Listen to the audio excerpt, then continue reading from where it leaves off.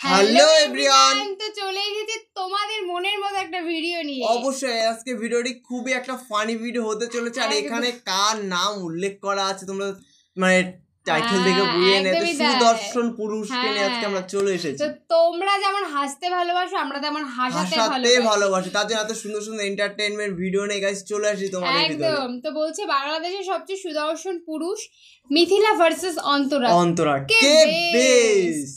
তো আজকে কে বেস্ট সেটা আমরা দেখতে চলেছি গাইস। হ্যাঁ, সাথে সুদর্শন পুরুষ। তোমরা ইতিমধ্যে জেনেই গেছো যে কে সুদর্শন পুরুষ গাইস। দেখি সুদর্শন পুরুষ নাকি পুরুষা জানি না গাইস, আমরা এখনো বুঝতে পারছি না।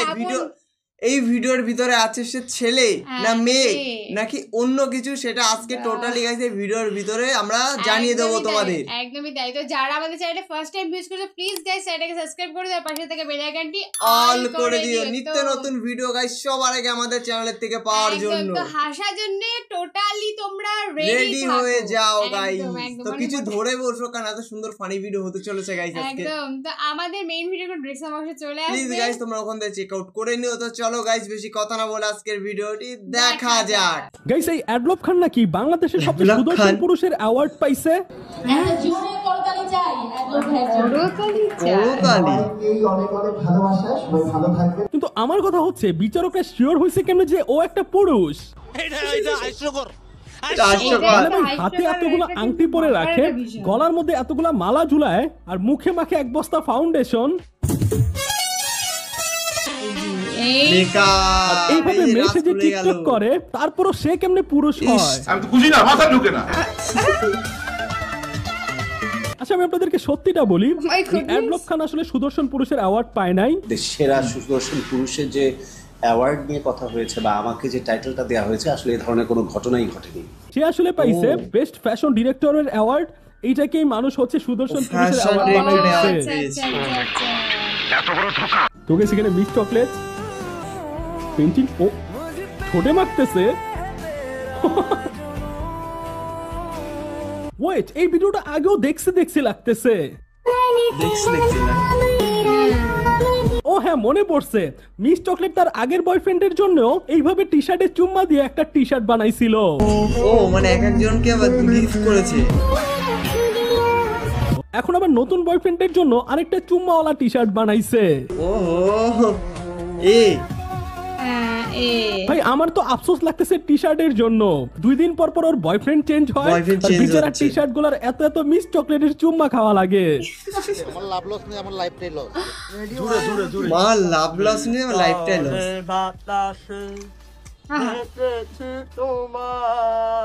ভাই ভয়েস ভালো।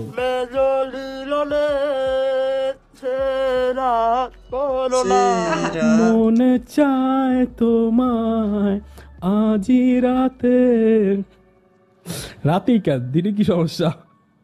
আমি বলুম না, আমার শরম করে। টিকটকে একটা নতুন মহিলা আসছে যে কিনা সব ছেলেদের সাথে রিলেশন করছে, আর এখন সবারই নিয়ে গান গাইতেছে। তুই বড় বেঈমান রে মা। ও চশমাটা কিন্তু গাইস লেটেস্ট চশমা। ওকে, এরপর মানে একটাই কথা সানগ্লাস। একটু আগে না মারুফ ধোকা দিছিল, এখন সজীব। ও সিয়ামও ধোকা দিবে, সবাই ওকে ধোকা দিয়ে দিয়েছে। এত জনের কাছে ধোকা খাইতে গেছেন কেন আপনি? সোহাগ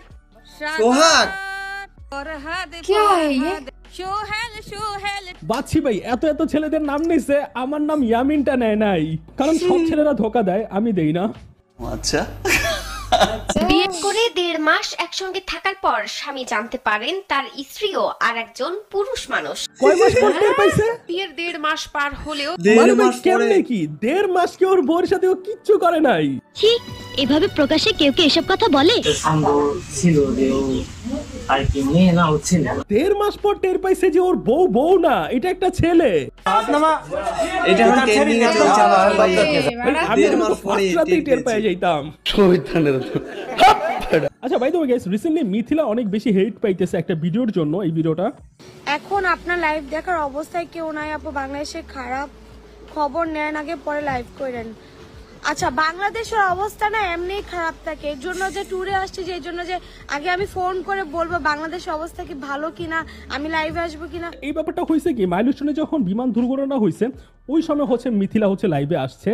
আচ্ছা এরা কথাবার্তা মানে কি লেভেলের ব্যাককল মানুষ, এটা নিয়ে বিস্তারিত বলার আগে আমি আরেকটা ভিডিও দেখাই যেটা কিনা হচ্ছে অন্তরার। আমি এখানে অন্তরার ফ্যানও না মিথিলারও ফ্যান না, আমি কিন্তু দুইটারে বাস দিয়ে ভিডিও বানাই সব সময়, কিন্তু এখানে আমার অন্তরার কথাটা ভালো লাগছে।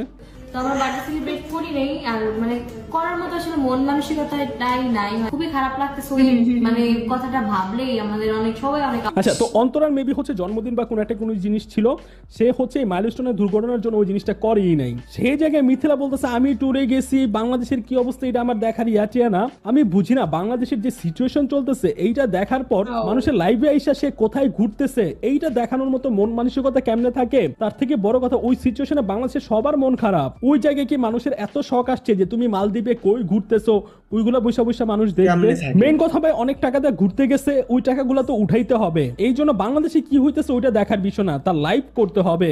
আগে আমি ফোন করে বলবো বাংলাদেশের অবস্থা কি ভালো কিনা, আমি লাইভে আসবো কিনা। তো গাইস ইয়াসিন মিথিলার এই ভিডিওটা ওইদিন দেখলাম, ওরা হচ্ছে একটা রাস্তা দিয়ে হেঁটে যাইতেছে। সবচেয়ে মজার বিষয় হচ্ছে আমার বাসা থেকে এই জায়গাটা, এই যে হোটেলটা মা হোটেল মনে হয় এটার নাম, এই হোটেলটার দূরত্ব হচ্ছে মাত্র 5 মিনিট। এখন শুনতেছি ইয়াসিন মিথিলা ওরা নাকি আমাদের এলাকায় থাকে। কোন দিন জানি দেখা হয়ে যায় আর বলে ওই আমার নিয়ে রোস্ট করছো কেন, কি বিপদে পড়লাম। আচ্ছা রিসেন্টলি এই ভিডিওটা নিয়ে মানুষ ট্রল করতেছিল যে একটা ফ্যামিলি সবাই হচ্ছে সেম কালারের ড্রেস করে বের হইছে। ভাই আমি এখানে ট্রলের কিচ্ছু দেখলাম না, উল্টা এটাতে হ্যাপিনেস। যে জায়গায় মানুষের মধ্যে এখন সংসারে প্রেম ভালোবাসা কিচ্ছু নাই, সেই জায়গায় তাদের মধ্যে কি লেভেলের ভালোবাসাটা চিন্তা করেন।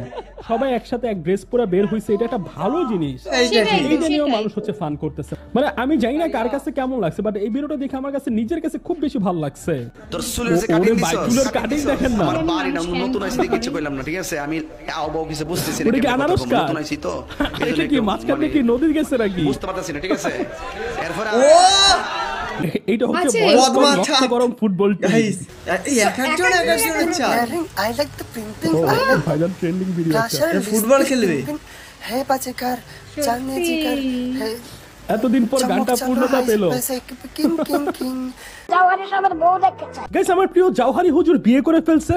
আমি বিয়ে করেছি আলহামদুলিল্লাহ। হুজুর তার বউ কাউকে দেখাবে না। বউ কি বাজারের আলু না কচু সবাইকে দেখানো যাবে? আলহামদুলিল্লাহ এটা খুবই ভালো জিনিস, কিন্তু হুজুর বউ না দেখান, বউয়ের সাথে কোথায় বাসর করবেন এইটা তো ঠিকই সবাই দেখাই দিতেছেন। মানে এই ব্যাপারটা নিয়ে মানুষ হচ্ছে হুজুরকে ট্রল করতেছে যে উনি একজন হুজুর মানুষ, কিন্তু উনি উনার কোন করে বাসর করবেন এই সব কিছু নিয়ে ব্লগ করে এগুলো আপলোড করতেছে। আচ্ছা বাই দ্য ওয়ে রিসেন্টলি আমি টিকটকে এই টাইপের ভিডিও দেখতেছি, অনেকগুলো কিশোর গ্যাং টাইপের পোলাপাইন ওরা অস্ত্র নিয়ে র্যালি করতেছে, এগুলো টিকটক ভিডিও করে আপলোড করতেছে। আমি বুঝি না বাংলাদেশের সরকার প্রশাসন কি এগুলো দেখে না? মানে এমন প্রকাশ্যে ওরা এইসব নিয়ে হচ্ছে টিকটক ভিডিও বানায়, এইভাবে র্যালি টেলি করে, ওই এলাকার কেউ কি দেখেন নাই? কেউ কিচ্ছু বলতেছে না। আচ্ছা রিসেন্টলি এই ভিডিওটা আমার কাছে অনেক বেশি ফানি লাগছে। এই ভিডিওটা দেখেন, একটা পেনাল্টি শট, মানে ভারে লেগে বলটা ঠেকে গেছিল। মানে গোলকিপার কি করছে, মানে গোলটা এমনিও গোল হইতো না, ও পাকটামি করে সরাইতে গেছে, ওর মুখে লেগে ওটা বলটা ঢুকে গেছে। আচ্ছা এই ভিডিওতে দেখা একটা ক্যাপশন আছে, প্রাইভেট পড়াতে এসেছি, বিরিয়ানি রান্না করছে দেখে 1 ঘন্টা বেশি পড়াইলাম তাও দিল না। আইরে মানুষ। এখানে একজন কমেন্ট করছে, তো আপনি বলতেন গলায় পানি আটকে গেছে একটু বিরিয়ানি দেন।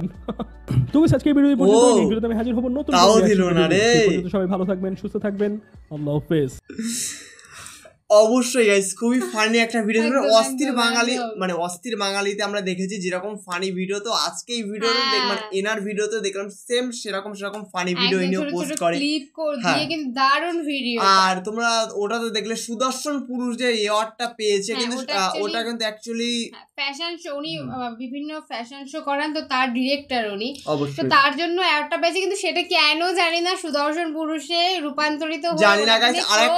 আর আরেকটা জানি যেটা এখন বাংলাদেশে টোটালি ভাইরাল চলছে, কি ভাইরাল চলছে, যে বিয়ে হয়ে যাওয়ার পরে 1.5 মাস পরে জানতে পারলো যে তার বউ নাকি ছেলে। গাইস এটা কোনো সত্যি এটা মানা যায়? মানে কিছু বলার নেই, মানে কোনো আমাদের মুখে গাইস কোনো ভাষা নেই। 1.5 মাস গাইস, 1.5 মাস পরে জানতে পারলো। আর এর ভেতরে আরেকটা টিম আমার খুবই ভালো, মানে হাস্যকর একটা ফুটবলের যে বাচ্চাদের টিমটা গাইস, এক একজনের কদমা ছাড়, মানে ছাটগুলো দেখেছো তো গাইস, পুরো একটু ভালো করে দেখবা ভিডিওর ভিতরে, একটু পজ করে দেখবা গাইস, খুবই মানে ভাই পুরো অমায়িক চশমা আপু কিন্তু দারুণ ছিল, একটাই চশমা কিন্তু পরপর বিভিন্ন ছেলের না, মানে চশমা পুরো ইজ বেস্ট। তো তোমরা আমাদেরকে জানাও ভিডিওটা কেমন লাগলো আর কোন ক্লিপটা তোমাদের সব থেকে বেশি ভালো লাগলো, এন্টারটেইনমেন্ট লাগলো সবার থেকে বেশি। আর এখানে একটা ভিডিও ছিল যেটাকে রোস্ট করা যায় না সত্যি, যার ভিডিও সেও বলেছে সত্যি যে সবাই যে ছেড়ে পুরো ফ্যামিলি শুদ্ধ, মানে ফ্যামিলি সবাই মিলে একই ড্রেস পরে বেরোলো, সত্যি খুবই ভালো, এটা সত্যি যেটা কেন করবে, খুবই ভালো একটা এসব টোলেরই কিন্তু কোনো মানেই নেই, জানি না তো মানুষ কাকে কিসে টোল করে আমাদের দেখার দরকার নেই। ধরো আজকে আমরা এই ভিডিওটা করছি, আমাদের ভিডিও নিয়ে টোল করতে পারি ছোটখাটো ক্লিপস নিয়ে, তো কোনো ব্যাপার না গাইজ, আমাদের কোনো মাইন্ড। তো অবশ্যই তোমরা কমেন্টে জানিও ভিডিওটি তোমাদের কেমন লাগে, যদি ভালো লাগে অবশ্যই like comment share please guys করে দিও। আর নেক্সট তোমরা কি ভিডিও দেখতে চাইছো সেটা অবশ্যই আমাদেরকে জানিও, কারণ তোমাদের হাসানোর জন্য আমরা অলওয়েজ রেডি গাইস। তো তোমরা কমেন্ট করতে থাকো, বেশি করে কমেন্ট করতে থাকো আর আমাদের ভিডিওগুলো দেখতে থাকো অবশ্যই। তো চলো গাইস, নতুন কোনো ধামাকাদার ভিডিওতে তোমাদের সাথে আবার দেখা হবে, আজকের মতন এখানেই টাটা।